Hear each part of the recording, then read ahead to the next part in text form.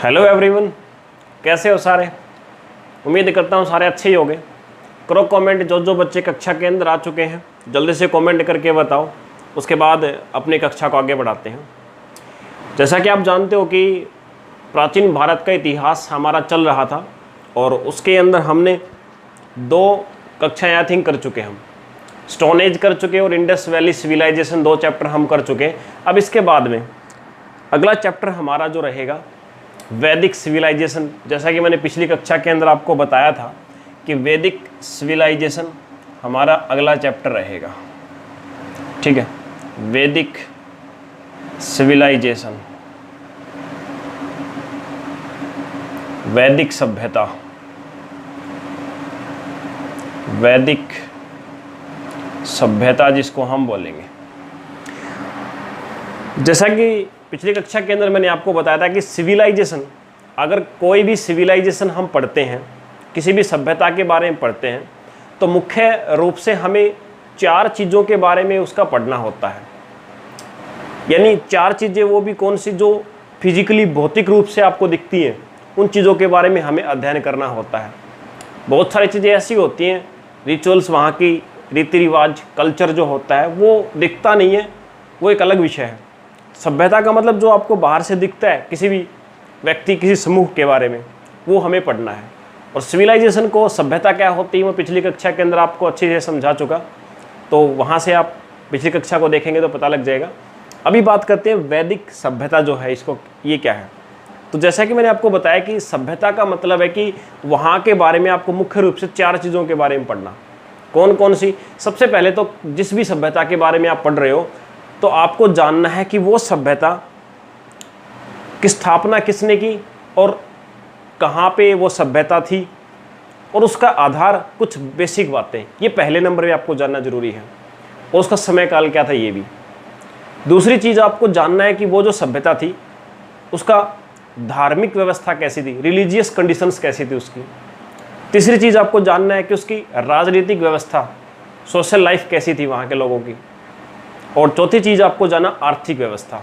ठीक है, अर्थव्यवस्था वहाँ की कैसी थी, किस चीज़ का व्यापार होता था, कृषि होती थी, पशुपालन होता था, शिकार होता था, क्या होता था, ये सारी चीज़ें। तो मुख्य रूप से ये 4 चीज़ें हमें जाननी हैं। इन 4 चीज़ों के अंदर सबसे महत्वपूर्ण जो चीज़ है, जो शुरुआत में मैंने बताया कि आपको ये जानना कि ये सभ्यता का मतलब क्या है, कहाँ पे ये सभ्यता थी, किसने इसकी स्थापना की, कौन सा समय काल था, वो सारी चीज़ें। तो आइए शुरू करते हैं बेटा। वैदिक सभ्यता, वैदिक सिविलाइजेशन। पहला और सबसे इम्पोर्टेंट जो बात बनती है ना आपकी, वो इसका समय काल है कि कौन से समय पे ये पनपी और किस किस जगह पे पनपी। जैसा कि आप जानते हो 1500 ईसा पूर्व से 600 ईसा पूर्व, कुछ बुक्स के अंदर आपको 500 ईसा पूर्व भी लिखा मिल सकता है, बट याद रखें ज़्यादा सही है 600 ईसा पूर्व। तो 1500 ईसा पूर्व से 600 ईसा पूर्व आपको याद रखना है। इस समय पे हमारी वैदिक सिविलाइजेशन जो है, वैदिक सभ्यता जो है, इसका विकास हुआ और पनपी इस समय पे, डेवलप हुई इस टाइम पे। इसके संस्थापक कौन थे? संस्थापक लोग कौन थे इस सभ्यता के? तो बेटा याद रखेंगे, उनको हम कहते हैं आर्य लोग। आर्य जो थे वो इस सभ्यता के संस्थापक थे। आर्य कौन थे? वैसे अगर देखा जाए तो हम लोग जो हैं, हम आर्यों की संतान हैं ऐसा माना जाता है, क्योंकि हमारा धर्म जो सनातन धर्म है वो वैदिक धर्म है, वेदों से ही बना हुआ है वो। और संसार, हमारा सबसे पुराना धर्म जो संसार में है उसको वैदिक धर्म ही कहा जाता है, उसी को सनातन धर्म कहा जाता है। ठीक है, जो कि आर्यों का था, यानी हमारा है जो। चलिए, संस्थापक थे आर्य लोग। अब बेटा अगला क्वेश्चन उठता है कि ये आर्य लोग जो हैं ये कहाँ से आए थे। तो आर्य लोग जो हैं, इनके आने के बारे में अलग अलग लोगों के अलग अलग राय हैं। सबसे पहले एक तो राय देने वाले हैं professor Max Muller. Professor Max Muller, इन्होंने अपनी एक राय दी थी कि आर्य कहाँ से आए थे। इनके अलावा एक बाल गंगाधर तिलक, इन्होंने भी अपनी राय दी थी आर्यों के बारे में कि आर्य लोग कहाँ से आए थे। इनके अलावा AC दास, इन्होंने भी एक राय दी थी अपना कथन दिया था, और इनके अलावा स्वामी दयानंद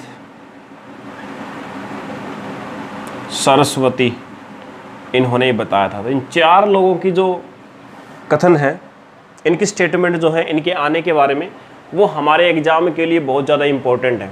सो इसीलिए इन चारों के जो कथन हैं उनको हमें याद करना पड़ेगा।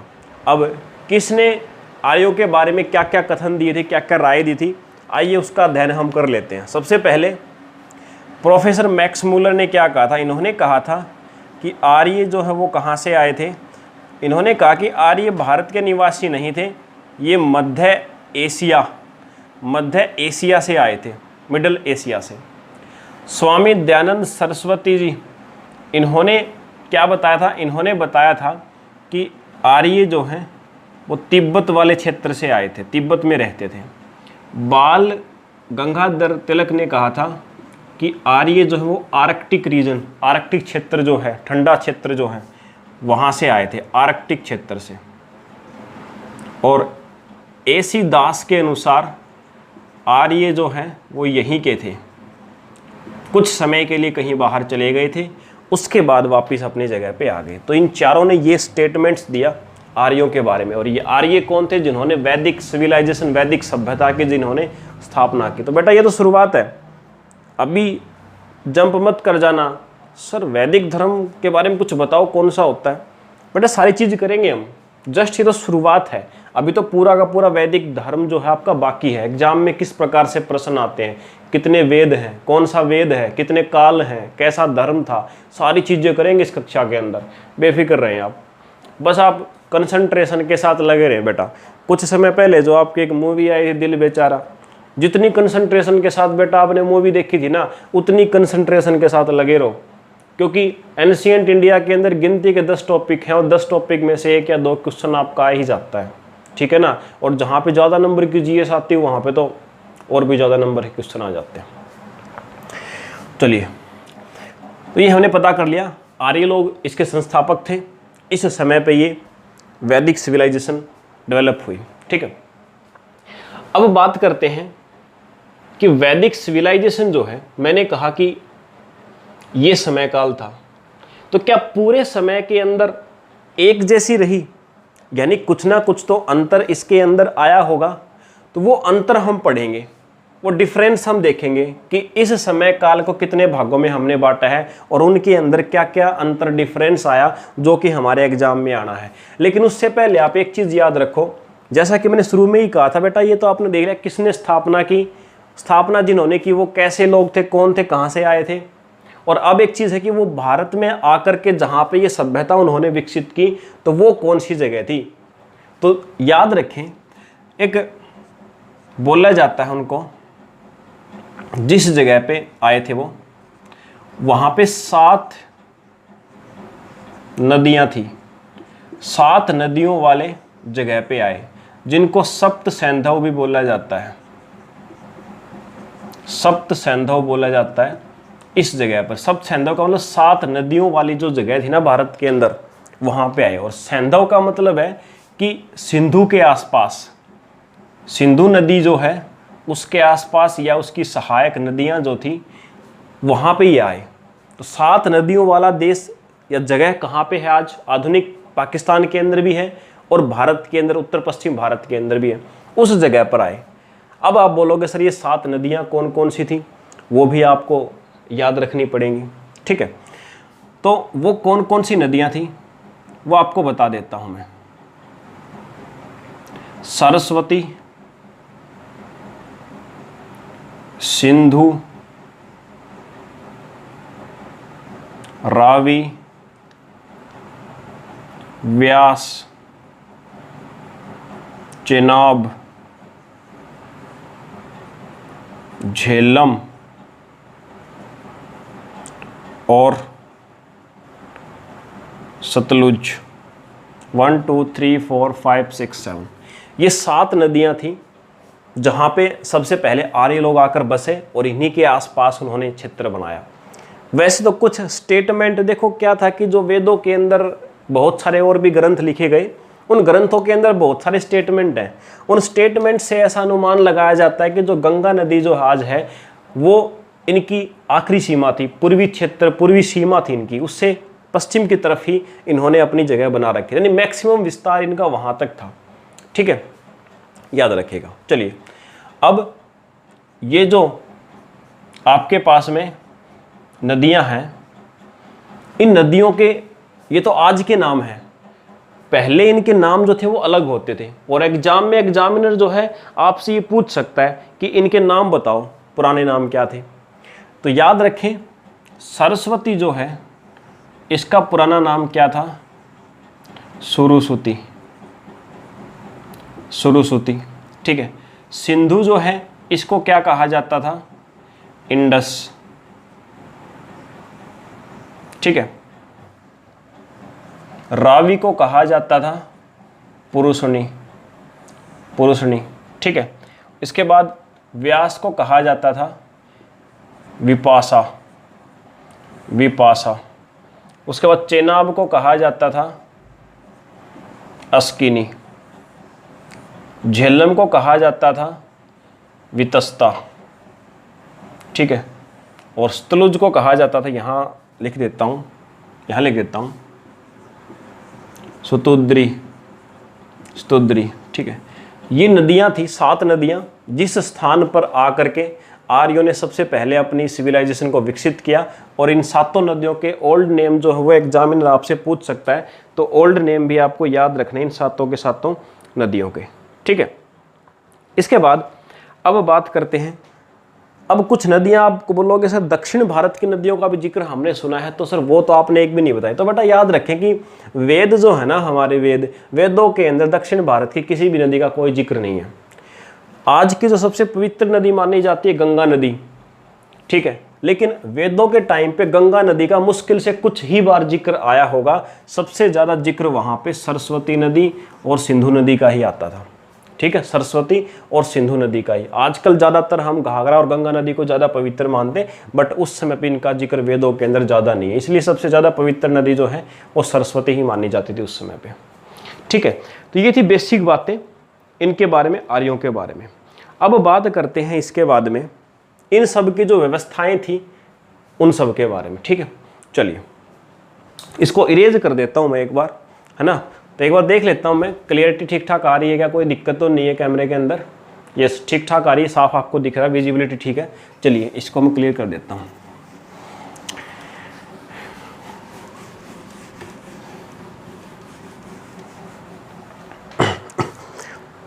अब आते हैं इसके बाद में, जैसा कि मैंने आपको बताया कि वैदिक सिविलाइजेशन जो है, वैदिक सभ्यता, वैदिक सिविलाइजेशन, वैदिक सभ्यता, इसका टाइम मैंने आपको बताया था।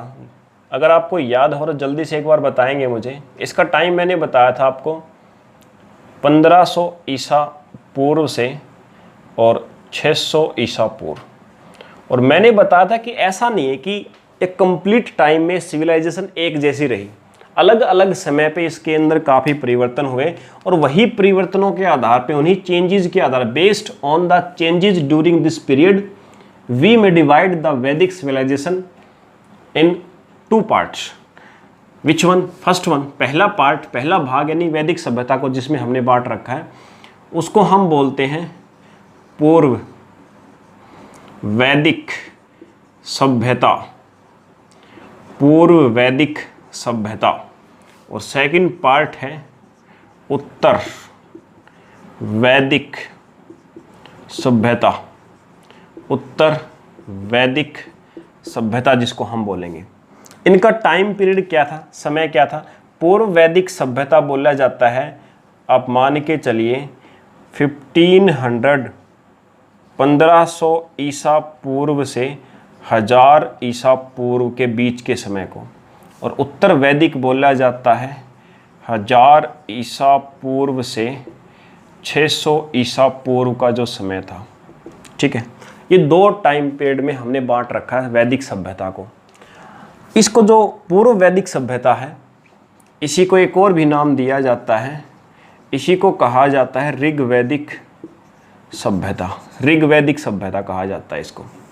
अब किस आधार पे क्लासिफिकेशन किया, तो देखिए वैसे तो बहुत सारे परिवर्तन थे जो हम आगे पढ़ेंगे इसके अंदर, बट मेन क्या था कि वैदिक सभ्यता के अंदर पूर्व वैदिक सभ्यता या ऋग्वैदिक सभ्यता उसको कहा जाता है जब किसकी रचना की गई, जिस समय पे ऋग्वेद जो हमारा सबसे बड़ा वेद है इसकी रचना जिस समय पे हुई वो हमारा पूर्व वैदिक सभ्यता। और जिस समय पे ऋग्वेद के अलावा जो हमारे पास है सामवेद, यजुर्वेद,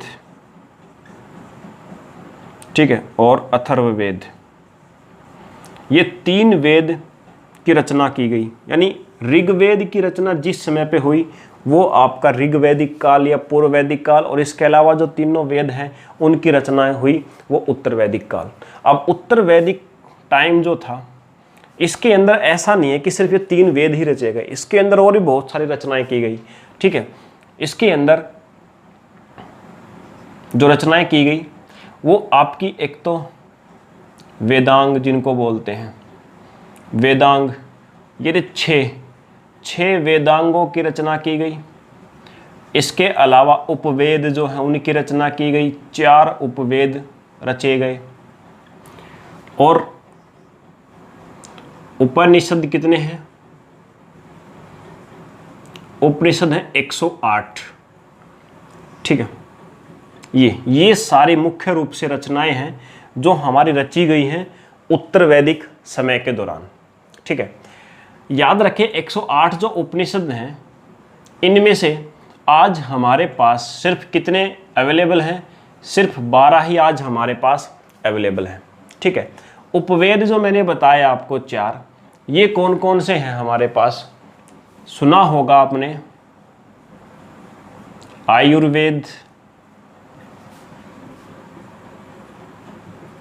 गंधर्व वेद, धनुर्वेद, शिल्पवेद, ये 4 उपवेद हैं। इनके अंदर बताया क्या गया है, अगर एग्जाम में आपसे पूछ लें तो आयुर्वेद के अंदर औषधियों का जिक्र किया गया है, गंधर्व वेद जो है इसके अंदर डांस वगैरह म्यूजिक वगैरह का जिक्र किया गया है, धनुर्वेद के अंदर वार स्ट्रेटजी युद्ध कला का जिक्र किया गया है, और शिल्प वेद के अंदर कला और शिल्प वगैरह जो है उनके बारे में बताया गया है। इसके अलावा वेदांग कौन कौन से हैं, शिक्षा, कल्प, निरुक्त, छंद, ज्योतिष व्याकरण, ये 6 वेदांग हैं हमारे, ठीक है। अब एक वेदांत भी आपने सुना होगा, तो वेदांत उपनिषद जो होते हैं ना इन्हीं को कहा जाता है। आपने सुना होगा 1893 के अंदर स्वामी विवेकानंद जी ने 122 घंटे का भाषण दिया था जो कि वेदांत के ऊपर दिया था। तो वेदांत क्या थे, उपनिषद हैं, इन्हीं के ऊपर दिया था इन्होंने, ठीक है। अब जो उपनिषद है ना इनके अंदर ये क्या करते हैं कि जो ऋग्वेद वगैरह के अंदर कुछ कर्मकांड है ब्राह्मणों से रिलेटेड उनका विरोध भी करते हैं, ठीक है। इसलिए स्वामी विवेकानंद ने उन्हीं के ऊपर भाषण दिया था। चलिए, इतना सारा आपको पता लग गया होगा। ये सिर्फ और सिर्फ मैंने काल को डिवाइड किया, जो समय है टाइम पीरियड है उसको डिवाइड किया कि किस समय पे क्या क्या रचनाएं हुई, और उनसे आपको अवगत कराया है कि कितने वेद हैं, वेदांग हैं, वेदांत हैं, उपनिषद हैं। ये आपको देखो स्टूडेंट वैसे ही पता होना चाहिए, इतना तो बेसिक नॉलेज आपको होना चाहिए। और यहाँ से क्वेश्चन भी एग्जाम के अंदर आते हैं। तो 6 वेदांग के नाम आपको याद हो गए, उपवेद आपको 4 याद हो गए, वेद आपको 4 याद हो गए, उपनिषद आपको पता लग गया, ठीक है। और वैदिक सभ्यता जो 2 भागों के अंदर 2 कुछ परिवर्तनीय समयों के अंदर विभाजित थी वो भी मैंने आपको बता दिया। अब हमारा काम क्या है, अब हमारा काम है कि जो वेद हैं, चारों वेद, इनके बारे में कुछ कुछ बातें जान लेते हैं कि एग्जाम में जो हमसे क्वेश्चन पूछा जा सके ऐसी, ठीक है। ऋग्वेद के अंदर कितने मंत्र हैं वो आपको याद रखना, 10,462 मंत्र हैं, ठीक है। सामवेद के अंदर 1810 मंत्र हैं। इसके अंदर लगभग आप मान के चलो 1063 5,849 मंत्र हैं, ठीक है, तो सबसे बड़ा कौन सा है? ऋग्वेद है। लेकिन समस्या की बात क्या है कि देखो ऋग्वेद जो है ना, इसको 3 भागों में हमने बांट रखा है। एक साकेल, वास्केल, और तीसरा जो बांट रखा है बाल खिल्ले। बाल खिल्ले। वास्केल जो है इसके अंदर 1017 मंत्र हैं, बाल खिल्ले के अंदर हैं 11 मंत्र, कुल मिला के 1028 हो गए।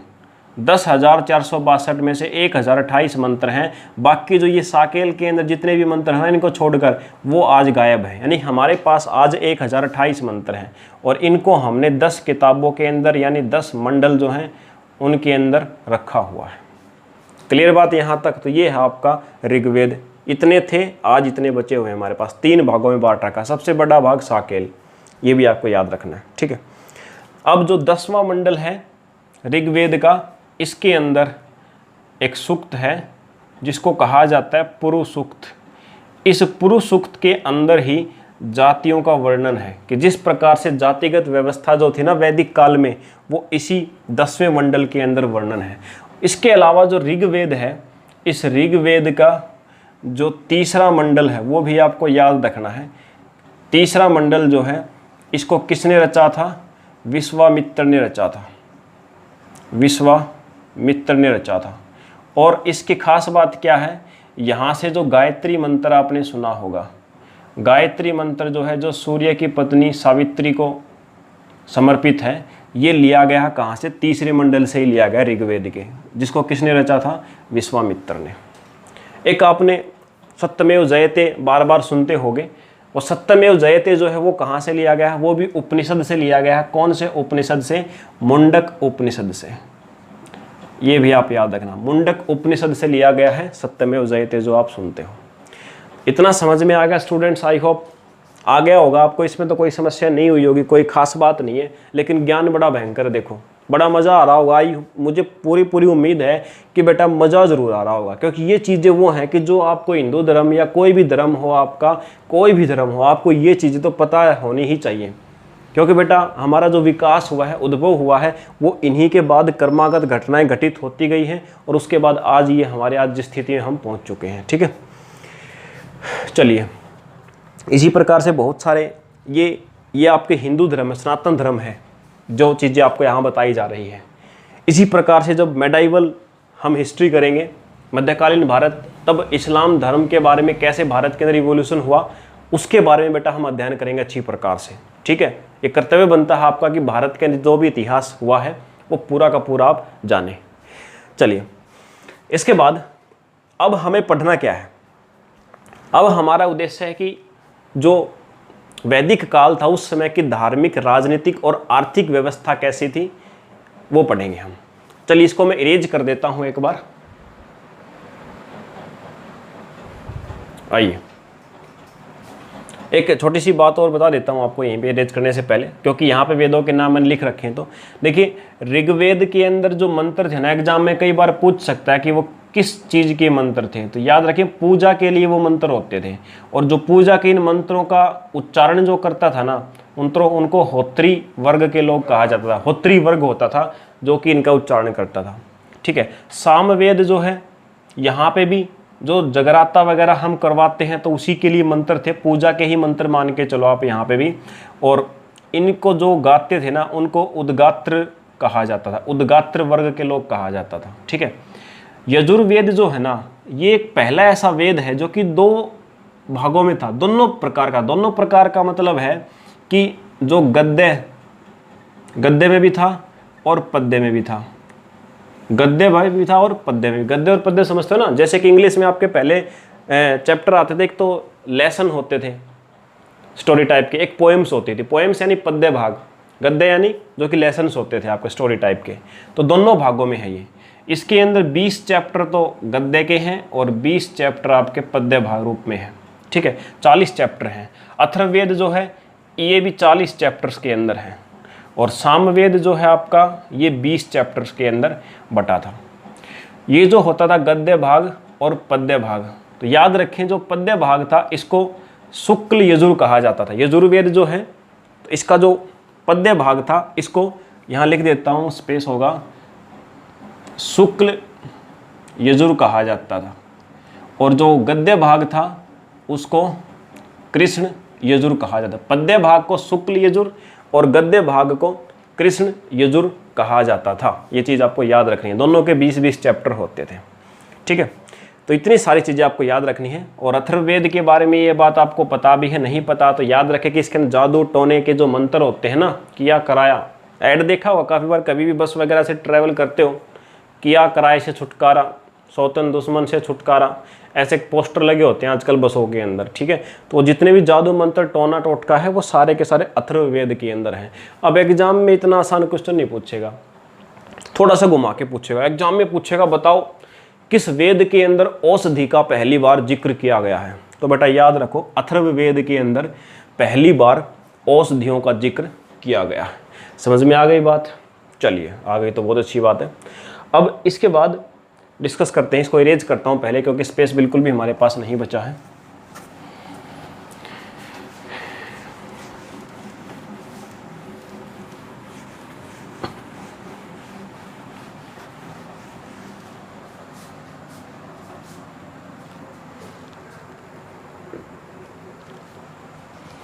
वेदों के 4 नाम और भी होते हैं जिनको जनरली कहा जाता है ऋक्,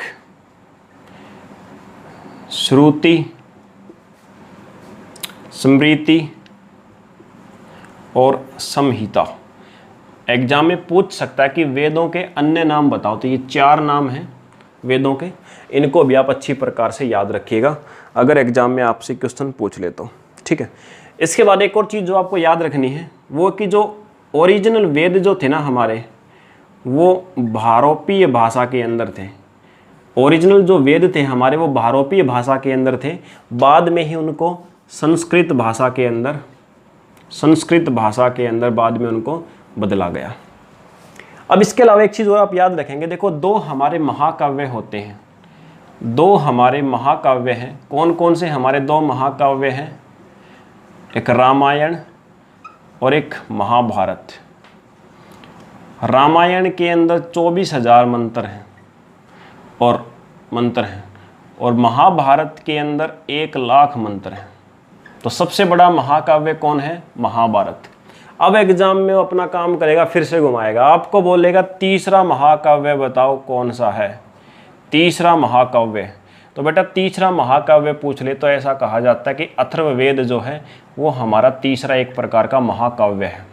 अगर पूछ ले तो 5वां वेद कौन सा है, तो याद रखिए महाभारत जो है हमारा, उसको 5वां वेद कहा जाता है। समझ में आ गई बात?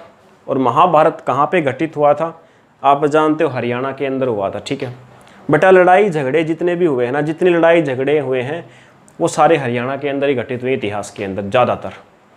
और जितनी भी अच्छी अच्छी चीज़ें हैं, शाहजहां मुमताज़ के निशानी यानी प्यार वाली जितनी भी चीज़ें हैं वो सारी की सारी उत्तर प्रदेश वगैरह के अंदर आपको मिलेंगी, ठीक है। अभी भी आप जानते हैं कि राफेल जो आए हैं भारत के अंदर, उनको भी हरियाणा के अंदर ही खड़ा किया गया सभी को। तो बेटा सारे युद्ध वाली चीज़ें हरियाणा से बहुत गहरा संबंध है, ठीक है। आइए फिर कभी चर्चा करेंगे उसके ऊपर। तो इतना चीज़ आई थिंक आपको क्लियर हो गया होगा।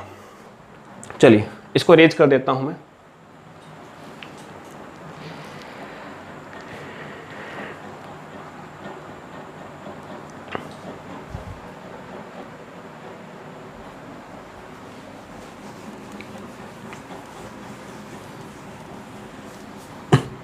आइए अब पढ़ते हैं, ये तो हमारा बेसिक हो गया इनके बारे में, वेदों के बारे में। अब पढ़ते हैं सामाजिक व्यवस्था, ठीक है। सोशल लाइफ कैसी थी इनकी वो जानते हैं। सामाजिक व्यवस्था कैसी थी देखिए। देखिए 2 काल मैंने आपको बताए, एक मैंने आपको बताया पूर्व वैदिक काल, ठीक है, ऋग्वेदिक भी बोलते हैं जिसको। एक मैंने आपको बताया उत्तर वैदिक काल। तो अगर बात की जाए ना सामाजिक व्यवस्था की, पूर्व वैदिक काल जो था, देखिए सबसे पहली चीज़ जातियों के बारे में हम बात करते हैं। जाति, कास्ट का क्या सिस्टम था। तो यहाँ पे कर्म प्रधान होता था सिस्टम सारा, यानी कार्य पर आधारित जातियां होती थी, जिनको हम बोलते थे पुरोहित, योद्धा, व्यापारी, सेवक। ये 4 जातियां होती थी, पुरोहित, योद्धा, व्यापारी और सेवक। और चारों कास्ट किस आधार पर थी? उनके कार्यों के आधार पे।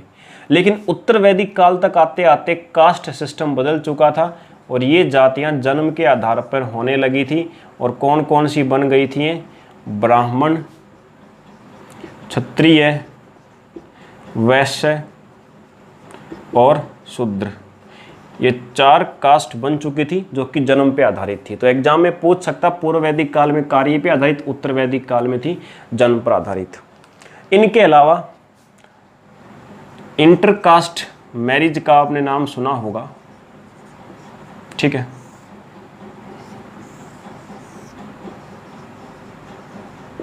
इंटरकास्ट मैरिज नाम सुना होगा आपने बहुत अच्छी प्रकार से, है ना, आनंद भी लिया होगा कई बार। किसी दूसरे की जब इंटरकास्ट मैरिज होती है आस पड़ोस में तो कई दिन तक चर्चे चलते हैं, बड़ा आनंद आता होगा आस पड़ोसियों को, है ना। चलिए अब सीख लो एक बार। इस समय पे क्या था? तो बेटा जो आज इंटरकास्ट मैरिज होती है ना, जब भी कोई करता है तो हम ये बोलते हैं कि कलयुग आ गया भाई, बहुत बुरा समय आ गया, ऐसा भी होने लग गया। तो बेटा ये अभी नहीं होने लग गया, ये जब से हमारा हिंदू धर्म बना है उस समय से ये चीज़ें चलती आ रही हैं। आज कोई नई नहीं है चीज़ें, आप नए हो इस समाज के अंदर, आप अभी इस लायक हुए हो कि आज आपको वो चीज़ समझ में आने लगी हैं। बाकी ये अपना वैदिक धर्म जब से बना है ना, तब से सारा प्रोग्राम चल रहा है। तो इस समय पे 2 इंटरकास्ट मैरिज 2 प्रकार की होती थी। एक होती थी अनुलोम, जिसको कहा जाता था, और दूसरी विलोम, है ना। ऐसा मत बोलना, विलोम नहीं है, प्रतिलोम बोलना आपको। प्रतिलोम, अनुलोम और प्रतिलोम। अनुलोम विलोम मत बोल देना बेटा, नहीं तो बाबा रामदेव के पास पहुंच जाओगे सीधे, है ना, वो कोई काम नहीं आएगा यहाँ पे। तो अनुलोम प्रतिलोम, अनुलोम का मतलब होता था, देखो शादी बॉय और गर्ल। अनुलोम के अंदर बॉय जो होता था ना वो ऊंची जाति का, हायर कास्ट का, और गर्ल जो होती थी वो लोअर कास्ट की, छोटी जाति की। और प्रतिलोम के अंदर क्या था, जो बॉय था वो लोअर कास्ट का होता था और गर्ल जो थी वो हायर कास्ट की, ऐसे नहीं हायर लोअर। तो जाति के आधार पर थी। अनुलोम का मतलब हायर कास्ट और इसका मतलब लोअर कास्ट। तो ये 2 प्रकार की शादियां होती थी जो इंटरकास्ट मैरिज थी। वैसे तो कुल मिला के इस समय पे 8 प्रकार की शादियां होती थी बेटा, याद रखें। 8 प्रकार की मैरिज होती थी, जिनमें से 2 मैं आपको बता देता हूँ। उनके नाम वैसे अटपटे आपको लगेंगे, जैसे राक्षस, देव, ब्रह्म, पैशाच, अक्ष, इस प्रकार के नाम होते थे। लेकिन इनको छोड़ो, ये थोड़ी ज़्यादा डीप हो जाएंगी चीज़ें, इन पे फिर कभी चर्चा करेंगे क्योंकि इनके ऊपर स्पेशल एक लेक्चर लग जाएगा। 2 प्रकार के आपको बताता हूँ जो मैरिज होती थी उस समय पे, जो आपके काम की हैं। वो थी गंधर्व, एक तो थी बेटा गंधर्व मैरिज, एक थी प्रजापत्य। प्रजापत्य, ये 2 प्रकार की मैरिज थी। गंधर्व मैरिज का मतलब होता था लव मैरिज और प्रजापत्य मैरिज का मतलब होता था अरेंज मैरिज, ठीक है। तो ये लव मैरिज और अरेंज मैरिज जिसको हम कहते हैं कि कलयुग की देन है, तो बेटा कलयुग की देन नहीं है, बहुत पहले से चलते आ रही। देखो वैसे तो ये भी कलयुग ही है था, तो हम ऐसा बोलते हैं कि ये जो चीज़ें अभी होने लगी, बट देखो शुरुआत से ही सारी चीज़ें हैं। तो गंधर्व जो विवाह है और एक प्रजापत्य है, तो ये दोनों विवाह के बारे में याद रखेंगे। गंधर्व यानी लव मैरिज, प्रजापत्य यानी अरेंज मैरिज, ठीक है। एक तो हुई ये सारी चीज़ें जो कि सामाजिक व्यवस्था बताते हैं। अब सामाजिक व्यवस्था के अंदर एक मुख्य बात आती है नारी के बारे में, ठीक है। नारी के बारे में, नारी का सम्मान के बारे में क्या कुछ था। तो देखो ऋग्वैदिक काल के अंदर क्या था, नारी का सम्मान होता था। देखो बेटा वैसे क्या होता है, नारी का सम्मान कब ज़्यादा होता है, जब पशुपालन अगर मुख्य व्यवसाय होना तो नारियों का सम्मान उस समाज में ज़्यादा होता है।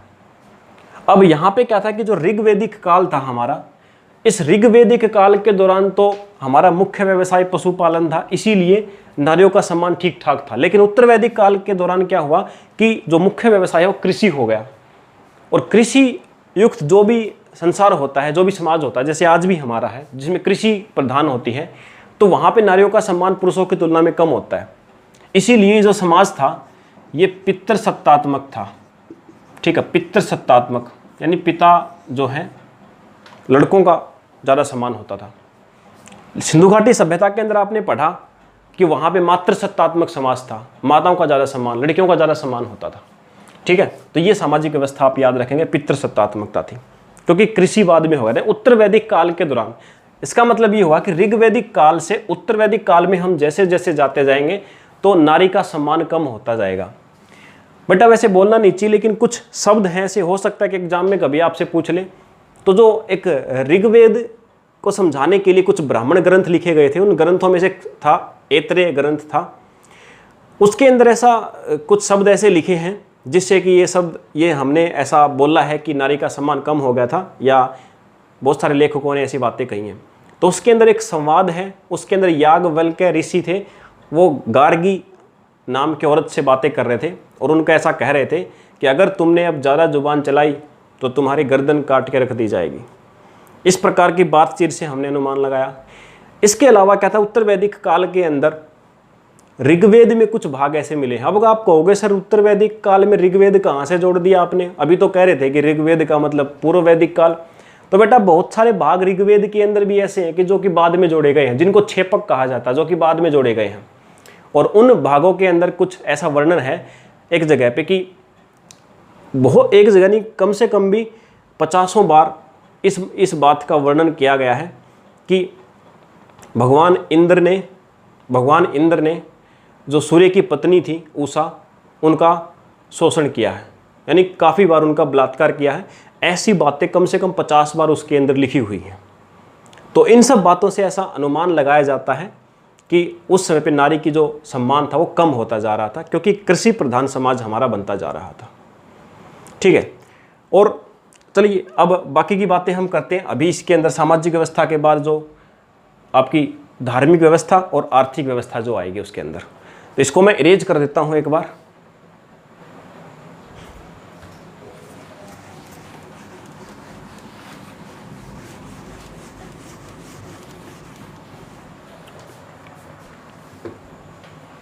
चलिए अब देखते हैं धार्मिक व्यवस्था कैसी थी इनकी।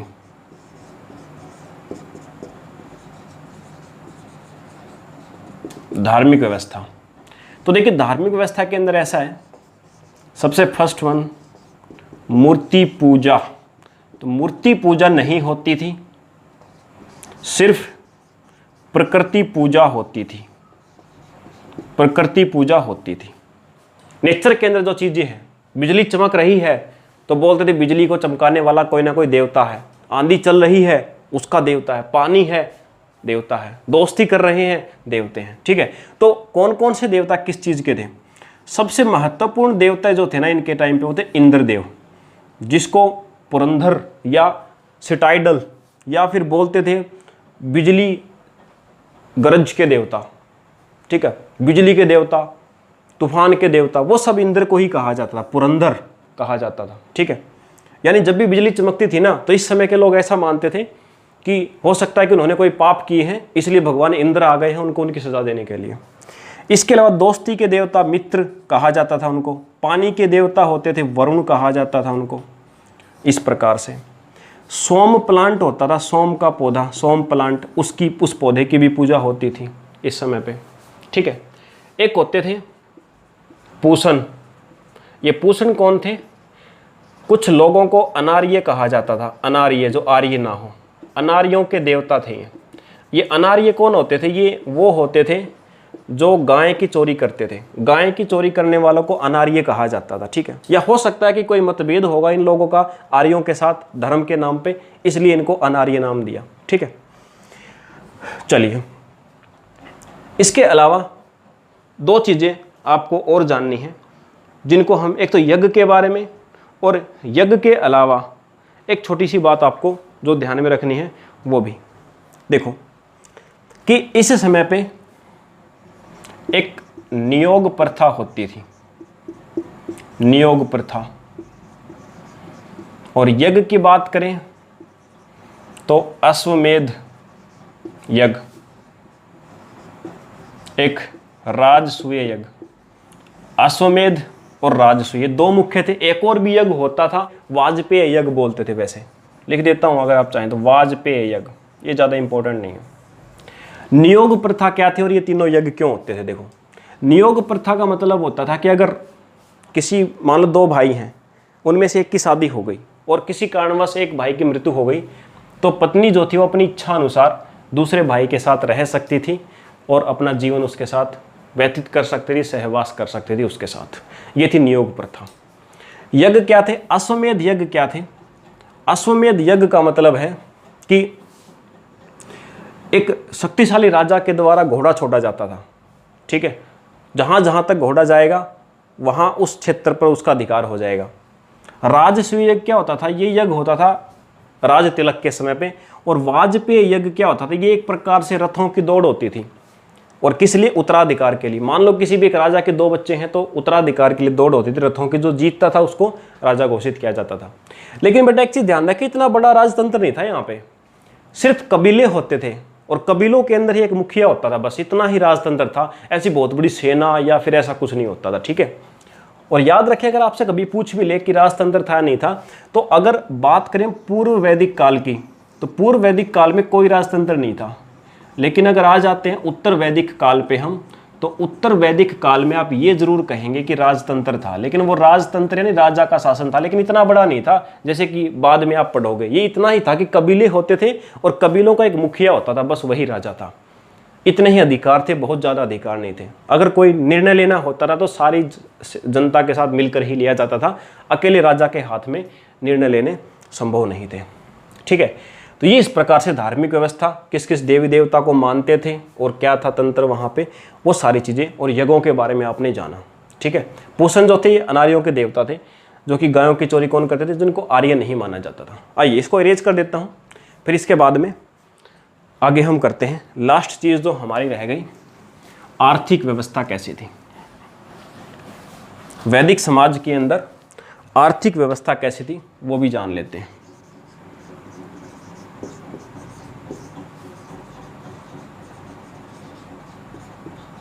आर्थिक व्यवस्था, तो देखिए स्टूडेंट्स, आर्थिक व्यवस्था की अगर बात की जाए तो वही 2 भागों में बांटकर, एक तो पूर्व वैदिक काल और एक उत्तर वैदिक काल, 2 काल हमारे पास थे और दोनों के अंदर व्यवस्थाएं देखेंगे। देखिए पूर्व वैदिक काल के अंदर जो मुख्य व्यवसाय था ना, वो था पशुपालन। इसलिए मैंने आपको बताया भी था कि पहले की तुलना में स्त्रियों का ज़्यादा सम्मान होता था। और उत्तर वैदिक काल के अंदर क्या है कि मेन जो व्यवसाय हो गया वो हो गया कृषि। और कृषि भी किस चीज़ की? सबसे मुख्य होता था यव जिसको कहा जाता था। यव किसको कहा जाता था? जौ को। उसके बाद गेहूं और उसके बाद चावल। चावल को वैसे उस समय पे क्या कहा जाता था? ब्रीही। ये इंपॉर्टेंट है बहुत ज़्यादा, ये छोटी छोटी बातें लग रही हैं कि जौ को यव कहा जाता था, गेहूं को गोधूम कहा जाता था। ये बातें आपको छोटी छोटी लग रही हैं लेकिन बड़ी ही इंपॉर्टेंट है, ये इनको याद रखिएगा। चावल को ब्रीही कहा जाता था। ये मुख्य कृषि की फसलें थी, सबसे इंपॉर्टेंट है जौ, ठीक है। चलिए इसके बाद, इसके अलावा जो मुख्य बात थी आर्थिक व्यवस्था के अंदर,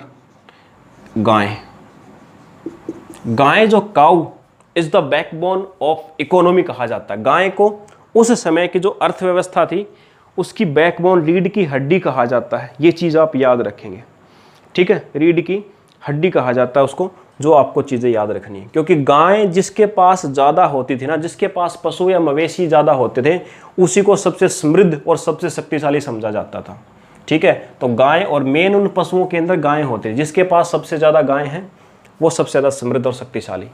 और जो युद्ध होते थे ना, इसके अंदर आपने एक दशराग्य युद्ध के बारे में सुनेंगे आप। दशराग्य युद्ध हुआ था पुरुषणी नदी के किनारे। पुरुषणी नदी के किनारे दशराग्य युद्ध हुआ था। ये युद्ध क्यों हुआ था? ये गायों के लिए ही हुआ था, ऐसा माना जाता है। 10 राजाओं के बीच, ऐसा कहा जाता है कि 10 राजाओं के बीच दशराग्य युद्ध हुआ था पुरुषणी नदी के किनारे। और जिसके अंदर क्या था कि क्यों हुआ था? गायों के लिए हुआ था। वैसे तो इस युद्ध के अंदर ऐसे साक्ष्य मिले हैं कि 30 से भी ज़्यादा राजा होते थे, बट एग्जाम के अंदर 10 ही लिखना होता आपको, क्योंकि ज़्यादा सही वही मानते हैं, ठीक है। तो ये दशराग्य युद्ध गायों के लिए हुआ था। इसके बाद अब इसको इरेज कर देता हूँ मैं, और जो छोटी सी बात हमारी बची हुई है उसको भी कर लेते हैं। जो कबीलों के मुखिया होते थे, जैसा कि मैंने आपको बताया, तो वो क्या करते थे, दो चीज़ें होती थी, एक सभा और एक समिति। सभा और समिति को जो वेदों के अंदर क्या कहा गया है, इनको पुत्री कहा गया है राजा की। राजा की दो पुत्री कहा गया, किसको, सभा और समिति को। समिति क्या होती थी, ये होती थी विलेज, यानी गांव वालों की एक इकट्ठे होते थे और उसके बाद मीटिंग होती थी जो। और सभा होती थी वो राजा की प्राइवेट काउंसिल होती थी, ठीक है। राजा की प्राइवेट काउंसिल जो होती थी ना, प्राइवेट एक संस्था, वो सभा, और जो गांव वालों के साथ होती थी उसको समिति। और इन दोनों को वेदों के अंदर पुत्री कहा गया है, राजा की दो पुत्री, ठीक है। चलिए इतना आपको क्लियर हुआ। इसके बाद एक लास्ट बात, जैसे मैंने आपको पीछे सिंधु घाटी सभ्यता के अंदर बताया था PRGW, painted red grey ware, लाल चित्रित दूषित मृद भांड मैंने आपको बताए थे, लिख देता हूं, लाल चित्रित दूषित